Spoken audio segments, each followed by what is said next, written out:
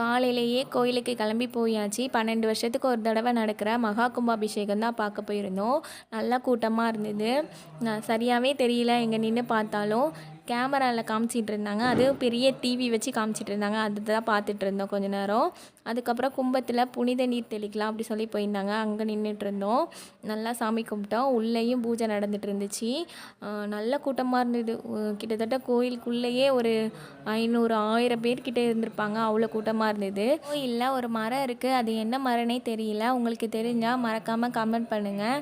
Size வந்து அத்திப்பழம் மாதிரி இருந்தது, தெரிஞ்சால் சொல்லுங்கள். அதுக்கப்புறம் அன்னதானம் போட்டாங்க, அங்கே சாப்பிட்லான்னு போனோம். நல்ல கூட்டமாக இருந்தது. பார்த்து சில்வர் பாத்திரத்தில் கொண்டு வந்து சாப்பாடு வைப்பாங்க. இப்போது ஓலையால் செஞ்ச பெட்டி, பனை ஓலையால் செஞ்ச பெட்டியில் வந்து சாப்பாடு கொண்டு வந்து வச்சுட்டு இருந்தாங்க.